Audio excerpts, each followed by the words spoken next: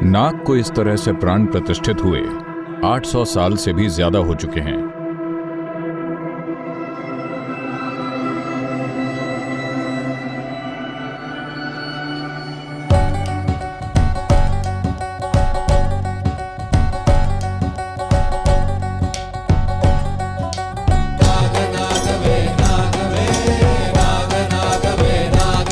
हम यहाँ एक बिल्कुल अनोखी संभावना के लिए आए हैं। आप प्राण प्रतिष्ठा का हिस्सा हैं। आप यहाँ केवल दर्शक बनने नहीं आए हैं। आप उस तीव्रता, उस शक्ति और सद्गुरु का रहस्यदर्शी रूप देख सकते हैं।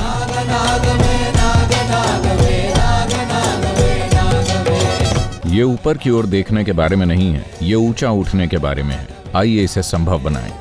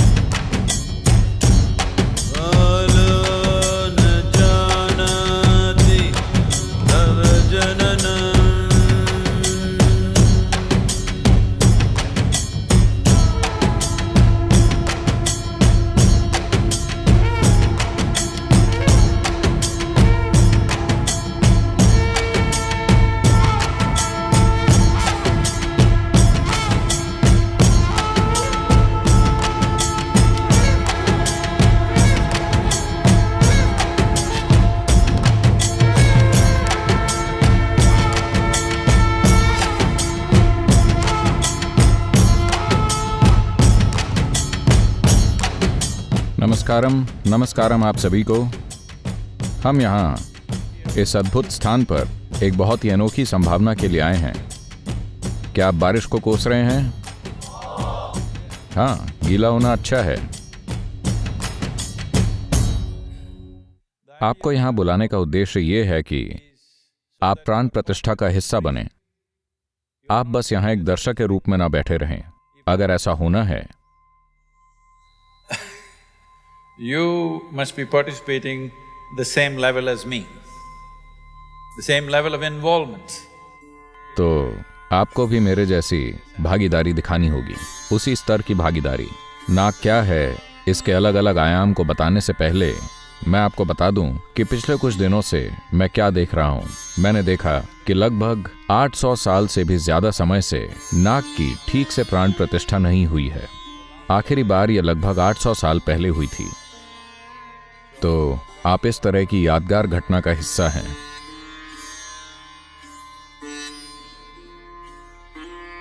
नाग का क्या मतलब है, नाग क्यों, इन सब चीजों को हम बाद में देखेंगे, क्योंकि यहां कुछ जरूरी चीजें हैं जिन्हें समय बीतने से पहले मुझे करना है। ये एक रसदंड है, यानी कि ये एक मरकरी स्टिक है। ये ठोस पारे से भरी हुई है, जिसे आज हम आधुनिक विज्ञान कहते हैं। वो ये मानता है कि जब तक आप पारे को -32 डिग्री सेंटीग्रेड तक नहीं लेकर जाते, तब तक आप उसे ठोस नहीं बना सकते। वो असल में ठोस बनाना नहीं है, वो एक तरह से ठंडा करके जमा देना है। लेकिन यहां पारा ठोस है और यह सामान्य तापमान पर है। यह भारतीय रसायन विद्या है।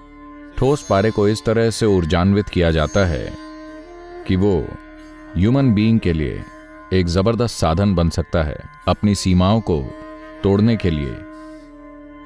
To go beyond what we refer to as the capabilities of our body and mind. जिसे हम शरीर और मन की क्षमताएं कहते हैं, उनसे परे जाने के लिए, कुछ ऐसा करने में सक्षम बनने के लिए जिसे हम आमतौर पर सुपर ह्यूमन समझते हैं, पर यह सब कुछ ह्यूमन है। नाग नाग नागेंद्राय, नाग नाग नागेंद्राय, नाग नाग नागेंद्राय, नाग नाग नागेंद्राय। तो हम इस दंड के साथ क्या कर रहे हैं? हम इस पर पहले से ही काम कर चुके हैं। इसे ऊर्जा और ग्रहणशीलता के एक खास स्तर पर लाया जा चुका है। लेकिन आज मुझे पता है कि हमने आपको एक चित्र दिया है, तो हम मूलाधार से दाईं ओर बढ़ते हुए मणिपूरक पर आते हैं, फिर मणिपूरक से विशुद्धि पर आते हैं। इसका यह मतलब है कि हम मूलाधार से स्वाधिष्ठान को छोड़ते हुए मणिपूरक पर आ रहे हैं और अनाहत को छोड़ते हुए विशुद्धि पर आ रहे हैं, और उसी तरीके से बाईं तरफ से वापस जा रहे हैं।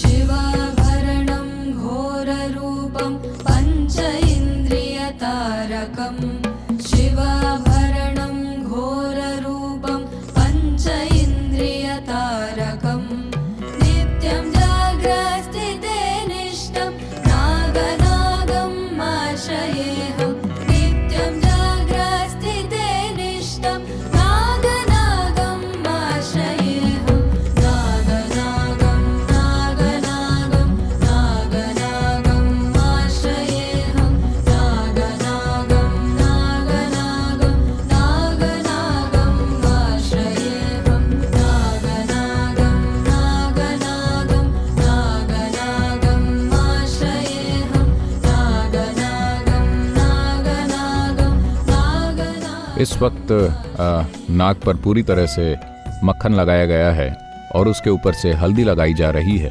ये पहला चरण है। अगले चरण में वो उस पर कुमकुम लगाएंगे जो लाल रंग की है। आप जानते हैं कि वो हल्दी और चूने से मिलकर बनती है। उसके बाद हम अस्थि लगाएंगे जो शमशान भूमि की राख है, जिसे सावधानी से इकट्ठा किया गया है और एक खास क्वालिटी को देखते हुए उसे यहाँ लाया गया है। योग में नाग शब्द और काल शब्द का उपयोग समान अर्थों में होता है। एक तरह से दोनों का मतलब एक ही होता है। उस तरफ दो मां जमीन से मिट्टी लेकर 112 काले सांप पर लगा रही हैं और फिर वो उन पर अस्थि लगाएंगी। उसके बाद से ये काल सर्प सेवा का एक हिस्सा होगा जिसे लोग कर सकते हैं। आश्रयेऽहं नागनागं नागनागं नागनागम् आश्रयेऽहं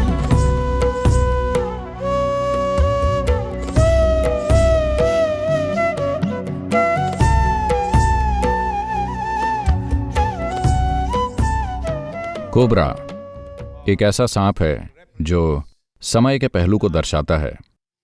यहां जो पीछे है वो काल सर्प है। काल सर्प का क्या मतलब है? आपने सुना होगा कुछ सांपों को अनंत कहा जाता है। केरल के लोग यहां हैं, वहां अनंत शयन है। अनंत का मतलब है शाश्वत। तो एक सांप है जो अमरत्व को दर्शाता है।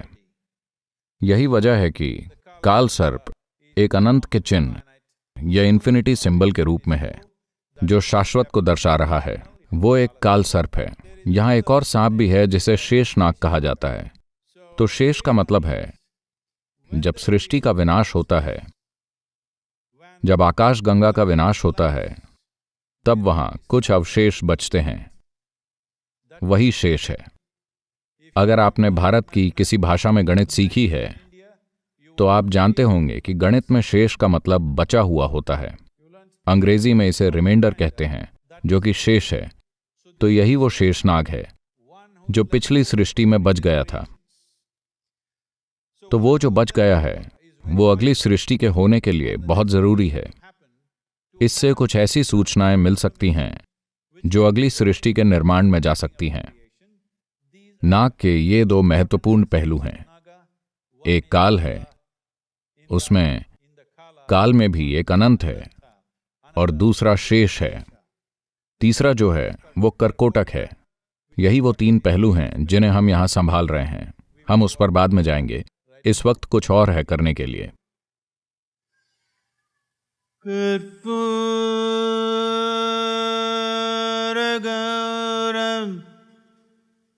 करुणावतारं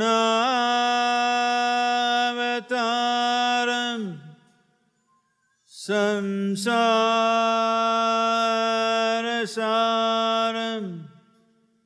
भुजगेन्द्रहारं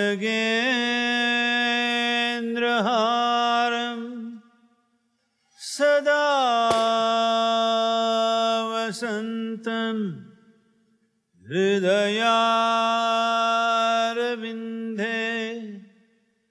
भवं भवानी सहितं नमामि।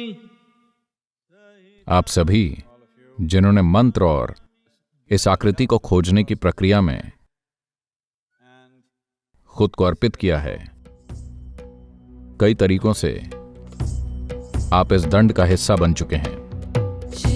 और अब प्राण प्रतिष्ठा का एक महत्वपूर्ण पहलू यह है, इसने तैयार होने में एक खास मात्रा में समय लिया है। काफी ज्यादा ऊर्जा संबंधी काम किए गए हैं और अब यह अद्भुत तरीके से स्पंदित हो रहा है और आप सब कई तरीकों से इसका एक हिस्सा हैं।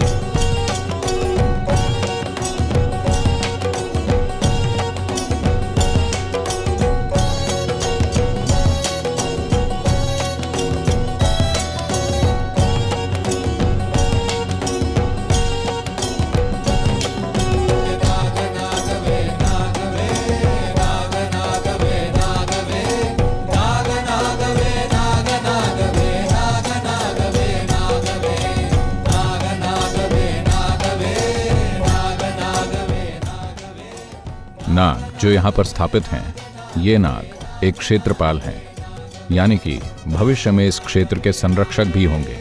जब हम क्षेत्र कहते हैं तो हम एक पूरा सिस्टम तैयार कर रहे हैं,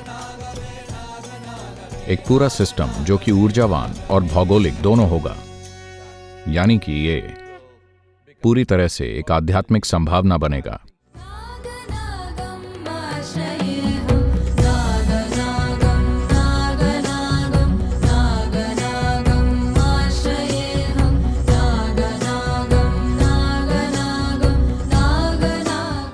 तो ये आपकी जिम्मेदारी है कि आप देखें कि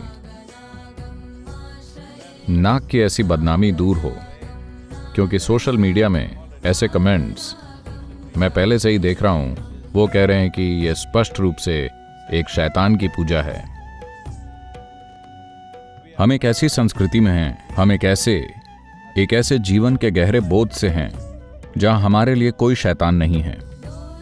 यहां तक कि एक जहरीला जीव अगर ठीक से संभाला जाए तो दैवी संभावना बन जाता है।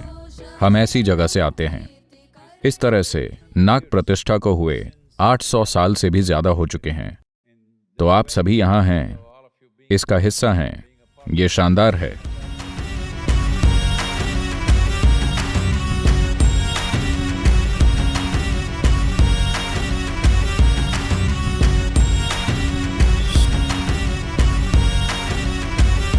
मैं बेंगलोर के सभी वॉलंटियर्स को धन्यवाद देना चाहूँगा जिन्होंने लगातार काम किया है पिछले कुछ महीनों से इसे साकार करने के लिए। और हमारे ब्रह्मचारी, हमारी कंस्ट्रक्शन टीम, इन्होंने ज़बरदस्त काम किया है।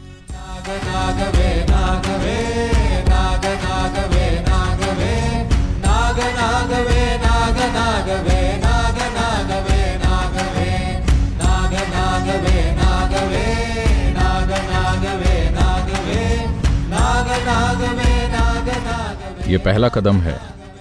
अगला कदम यह है कि 15 जनवरी को योगेश्वर लिंग की स्थापना होगी।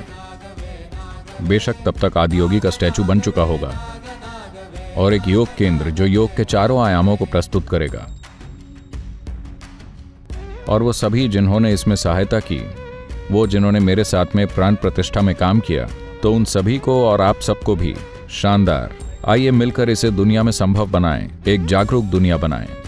ये ऊपर देखने के बारे में नहीं है, ये ऊंचा उठने के बारे में है। आइए मिलकर इसे संभव बनाएं।